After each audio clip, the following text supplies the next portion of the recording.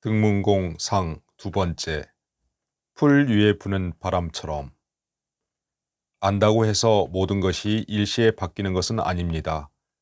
맹자의 권유에 따라 등나라를 근본적으로 일신하려는 세자의 마음은 시작부터 순조롭지 않았습니다. 모두가 변화를 원한 것은 아니었기 때문입니다. 여기저기서 반론의 목소리가 터져 나옵니다. 그들의 불만을 잠재우며 원칙을 세워나가려면 어떻게 해야 할까요? 등나라 세자의 아버지 정공이 돌아가시고 상례를 지낼 때의 일입니다. 훗날 문공으로 즉위하게 될 세자는 그의 스승인 연우에게 말합니다. 지난날 내가 맹자와 송나라에서 만났을 때 본성의 착함과 요순을 강조하신 말씀을 늘 마음에 새겨두면서 잊지 않고 있었습니다. 이제 불행히 부친이 돌아가시는 큰일을 당하였으니 그대를 맹자에게 보내 상례에 관한 일을 물은 후에 거행하고자 합니다. 세자의 명을 받은 연우는 추나라에 머물고 있었던 맹자를 찾아갑니다. 당시의 제후들이 옛날 상례의 예법대로 따르는 이가 없던 상황에서 세자가 이것을 묻자 맹자는 내심 기쁜 마음으로 답합니다. 상례가 이미 무너진 이때에 세자께서 홀로 그 절차를 물으시니 매우 좋습니다. 부모의 상사에 자식은 예통하고 절박한 심정을 다해야 할 것입니다. 그 마음을 극진히 하는 것은 예를 다하는 데 있습니다. 증자께서는 살아 계셨을 때 섬기기를 예로서 하며 돌아가셨을 때 장례를 예로서 지내며 제사를 모실 때 예로서 하면 효도라 말할 수 있다고 말씀하셨습니다. 제후의 예법에 대해서는 자세히 배우지 못했지만 예법에서 바뀔 수 없는 큰 것이 있다고 들었습니다. 부모에게 3년의 상을 지내는 것이 바로 그것입니다. 3년 동안은 아름다운 옷이 마음에 편치 못하므로 상복의 아랫단을 꿰맨 허술한 자체복을 입고 맛있는 음식을 피해 죽을 먹습니다. 이는 천자로부터 평민에 이르기까지 하은주 3대가 모두 그러했던 것입니다. 부모의 상을 당해 애통하면서 허전함으로 사무치는 심정은 자연스러운 마음의 표현일 것입니다. 맹자는 세자 역시 그런 마음이었을 것이라 생각하고 육아식 예법을 말합니다. 증자가 말한 것으로 인용된 상과 죽음을 관통하는 효의 마음은 실은 공자가 제자인 번지에게 해준 말로 유학계의 일반적인 내용입니다. 3년상의 경우도 논어에서 언급되었듯이 자식이 태어난 지 3년이 지난 뒤에야 부모의 품을 벗어날 수 있으므로 부모의 상을 3년으로 모셨던 것입니다. 귀천에 관계없이 자식으로서 마땅히 해야 될 마음의 표현이기에 제후라고 예외가 될 수 없었던 것이지요. 연후의 보고를 받은 세자는 맹자의 말에 자신감을 얻고 3년상의 예법을 정하게 됩니다. 그러자 옛날의 예가 오랫동안 실행되지 않았으므로 동성인 부형과 여러 관리들이 모두 싫어하며 말합니다. 예법을 준수하던 노나라는 우리 등나라의 종주국입니다. 그런데 노나라의 군주들도 3년의 상을 행하지 않았고 우리 등나라의 군주들 역시 그렇게 하지 않았습니다.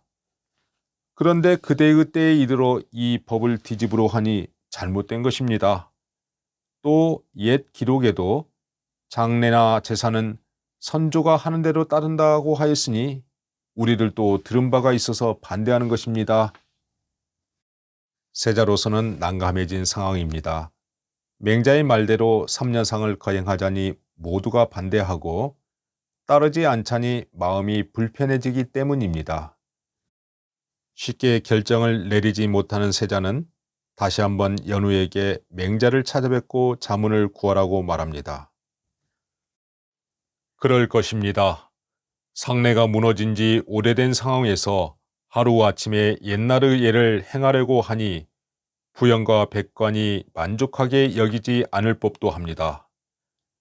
그러나 세자는 마땅히 몸소 스스로를 돌이켜보고 단호하게 시행할 것이지 달리 남들의 눈치를 볼 것이 아닙니다. 공자께서 말씀하신 다음의 내용을 참조하면 될 것입니다.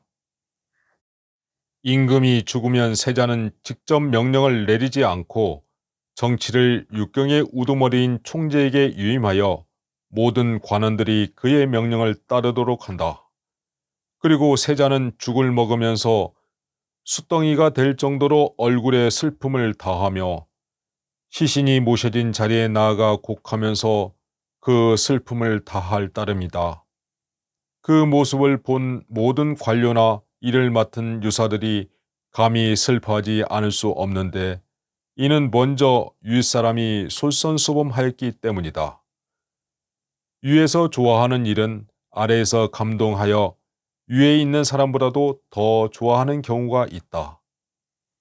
군자의 덕은 위에 있어 사람을 감동시키는 바람과 같다면 소인의 덕은 아래에 있어 그에 호응하는 풀과 같다.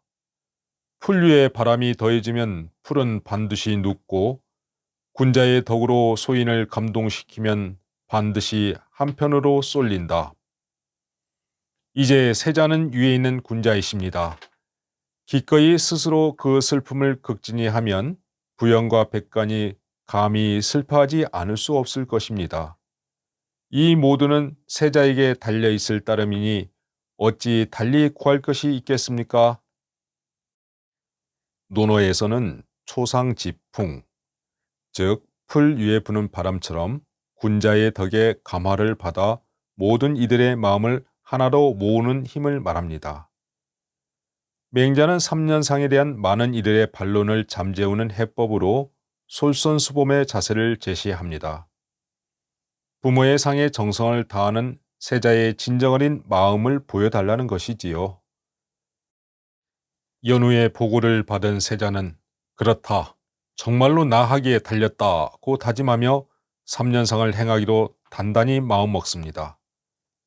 그는 아직 장례를 치르기에 앞서 5개월 동안을 스스로 염하게 거처하면서 직접 명령이나 훈계를 내리는 일이 없었습니다. 이를 지켜본 친척들과 관료들은 이에 감동하면서 세자가 예를 안다고 이구동성으로 말합니다. 또한 장례를 치를 때 세자의 얼굴빛이 매우 수척하였고 예통하며 곡하는 것이 한결같이 하였습니다. 이를 지켜본 사방에서 모인 조문객들은 세자가 예를 극진히 하는 것에 크게 만족했습니다.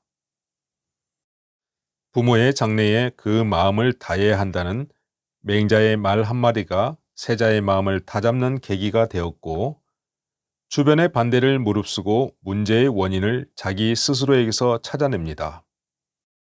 모든 정무를 총재에게 일임하면서 원활한 왕위 계승의 수순을 밟는 동시에 차마 견딜 수 없는 예통한 마음을 예법에 따라 승화시켜 나갔던 것이지요.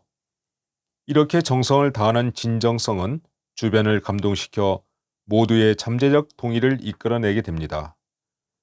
이 모두는 세자 스스로가 솔선수범한 결과들입니다. 어찌 보면 본성의 착함을 말하는 맹자의 주장을 따라 세자 스스로 세상과 소통하는 방법을 터득해 나갔다고 할 수도 있을 것입니다.